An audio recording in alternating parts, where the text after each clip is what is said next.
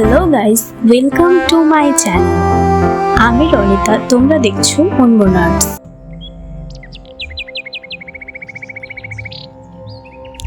আজকে আমি তোমাদের সঙ্গে আর একটা পাঞ্জাবি পেন্টিং শেয়ার করব। আমি এখানে যে ডিজাইনটা করেছি সেটা একদমই অন্যরকম। আগের যে ডিজাইনগুলো করেছিলাম তার থেকে সম্পূর্ণ আলাদা।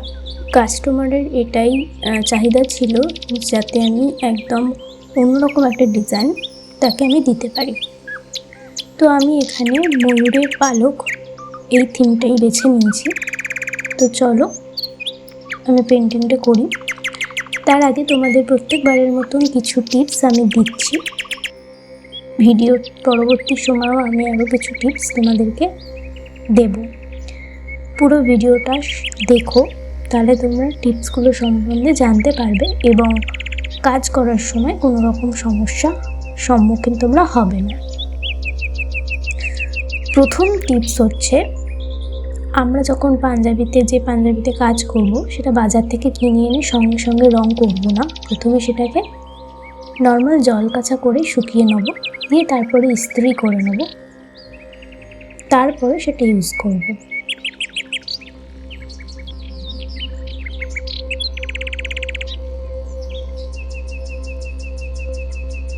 এবং পাঞ্জাবিটা যে করছি তার মাঝখানে কার্ডবোর্ড বা এমনি আমরা যে বোর্ড ইউজ করি সেই বোর্ড বা খবরের কাগজ রাখবো, যাতে সামনে কাজ করার যে রঙটা সেটা যাতে পাঞ্জাবির পেছনের দিকে কাপড়ে লেগে না যায়। তার পরবর্তী টিপস হচ্ছে, আমরা যে কালারটা ইউজ করছি সেটা ডিরেক্ট ইউজ না করে সেই কালারটার সাথে মিডিয়াম এবং 1 থেকে 2 ফোঁটা জল আমরা ইউজ করতে পারি। তবে জলের থেকে মিডিয়াম ইউজ করা সবচেয়ে ভালো, এতে কালার উঠে যাওয়ার টেন্ডেন্সি অনেক কমে যায়। তো তোমরা যারা ফেব্রিকের কাজ করছো তারা মিডিয়াম ইউজ করো, এতে কালারটা ঠিক হয়ে যাবে না, খুব সহজে তোমরা কাজ করতে পারবে।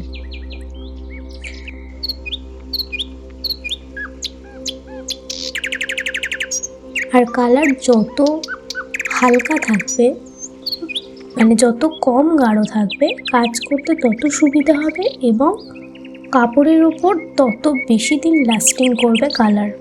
কারণ কালার যদি খুব বেশি থিক হয়ে যায় সেক্ষেত্রে কালারটা কিছু দিন বাদে যখন সেটা কাঁচা হবে সেটা পেপার বা কাগজের মতো করে সেটা কাপড় থেকে উঠে আসবে। কিন্তু আমরা যদি মিডিয়াম দিয়ে পাতলা করে নিই রঙটাকে, তাহলে সেই সম্ভাবনাটা অনেক কমে যায়। এটা অনেকটা ওয়াটারি এফেক্ট দেয়। এর পরবর্তীকালে আমি আরও কাজ নিয়ে আসবো।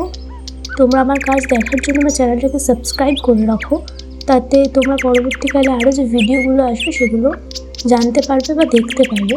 নোটিফিকেশন বাটনটা অন করে দিও।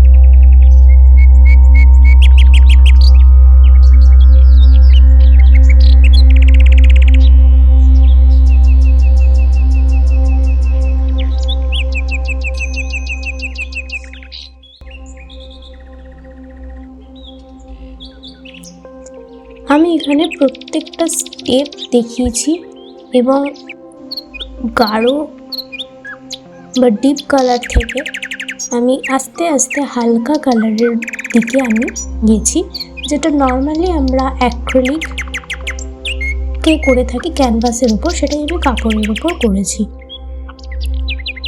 প্রথমে গাঢ় কালারটা বা ডিপ কালারটা দিয়েছি, তার উপরে আমি হালকা কালারগুলো চড়িয়ে চড়িয়ে যেটা জিনিসটাকে রিয়েলিস্টিক বানানোর চেষ্টা করেছি।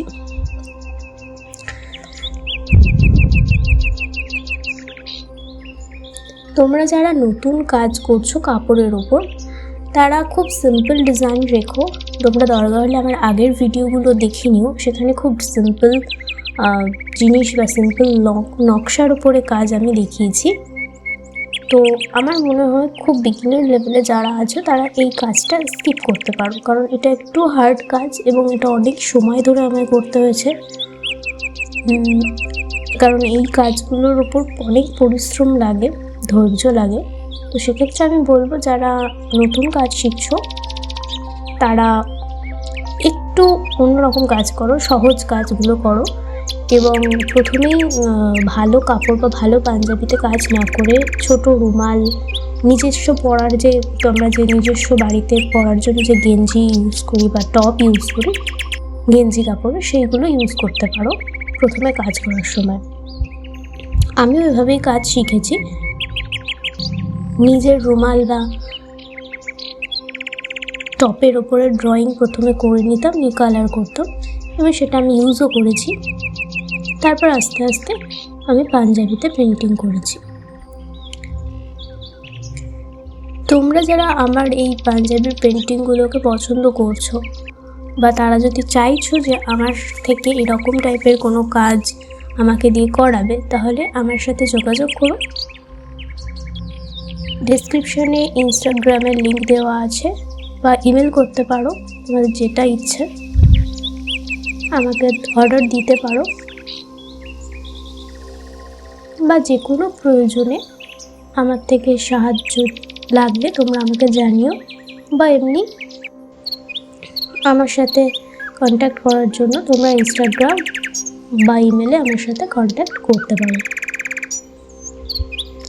ভিডিওটা খুবই ফাস্ট ফরওয়ার্ড করা আছে, সেই ক্ষেত্রে হয়তো বোঝা যাচ্ছে না, কিন্তু এখানে প্রত্যেকটা যে পালক বা প্রত্যেকটা যে পালকের যে অংশটা সেটা আমি খুব নিখুঁতভাবে করার চেষ্টা করেছি, যাতে জিনিসটা দেখতে খুব সুন্দর হয় এবং ইউনিক হয়।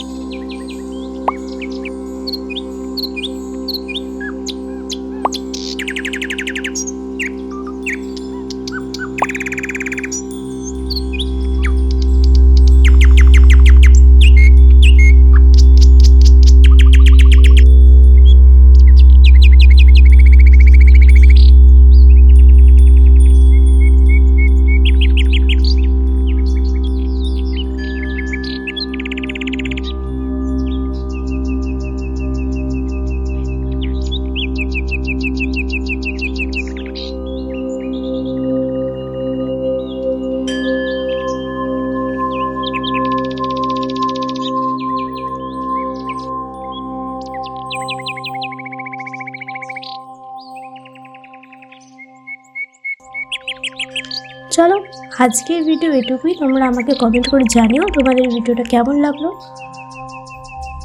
লাইক করে দিও, শেয়ার করো বন্ধু বান্ধবদের সাথে।